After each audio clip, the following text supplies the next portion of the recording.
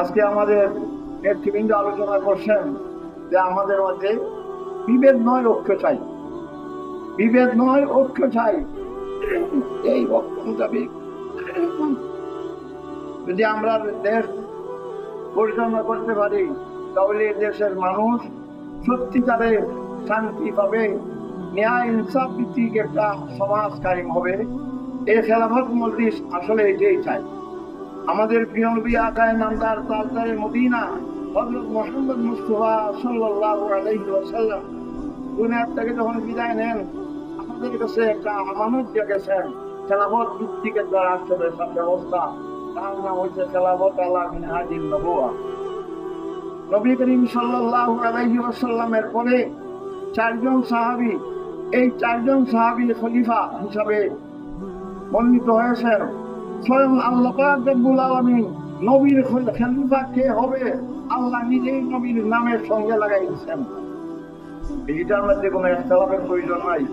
আল্লাহ পাক রব্বুল আলামিন নবীর শানে বলছেন নবিয়ুল উম্মি, উম্মি নবীর চারজন খলিফা হবে। চারজনের মাঝে প্রথম খলিফা হবে আবু বকর, কেননা উম্মি লিখতে প্রথম অক্ষরটা আলিফ, আর আবু বকর লিখতে প্রথম অক্ষরটা কোনটা? উম্মি লিখতে দ্বিতীয় অক্ষর হইল মিম। আর খেলাফতের 2 নম্বর খলিফা হইলেন হযরত উমর। হযরত উমর রাদিয়াল্লাহু তাআলার নামটা দেখছেও 2 নম্বরে আছে কোনটা? মিম। আইন এরপরে মিম। খেলাফতের 3য় নম্বর খলিফা হইলেন হযরত উসমান গনি রাদিয়াল্লাহু তাআলা আনহু। উম্মি লিখতেও 3 নম্বরে না একটা মিম আছে, উসমান লিখতেও 3 নম্বরে কি লাগে? মিম লাগে। এই জন্য উসমান 6 নম্বরের খলিফা, 3 নম্বরের খলিফা। 4 নম্বরের খলিফা হইলেন হযরত আলী কাররামাল্লাহু ওয়াজহু। উম্মি লিখতেও শেষ অক্ষর হইল ইয়া, আলী লিখতেও শেষ অক্ষর কি? ইয়া। এই জন্য খুলাফায়ে রাশিদুন কয়জন? 4 জন। স্বয়ং আল্লাহ পাক রব্বুল আলামিন নবীর খলিফা কে হবে আল্লাহ আল্লাহর নবীর সঙ্গে কি করছেন? এই শব্দটা লাগাই দিয়ে দিচ্ছেন। এদের মধ্যে কোনো ইখতিলাফের প্রয়োজন নাই। আমরা সবাই একটা মেনে নিছি যে আমাদের খুলাফায়ে রাশিদুন 4 জন।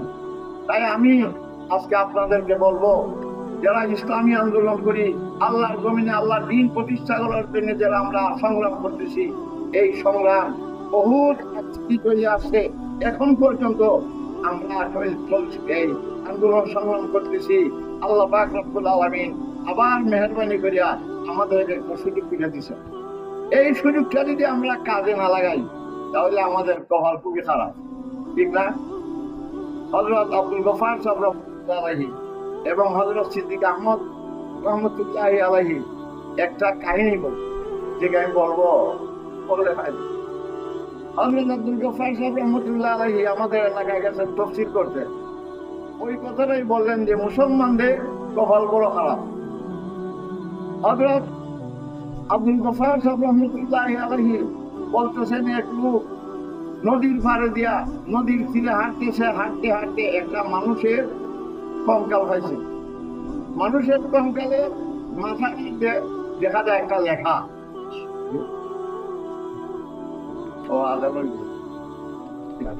আল্লাহ পাক রব্বুল আলামিন আমরা সকলকে আল্লাহর দ্বীন প্রতিষ্ঠার জন্য, এই সংগ্রামের জন্য আল্লাহ সকলকে কবুল ফরমান। আমিন।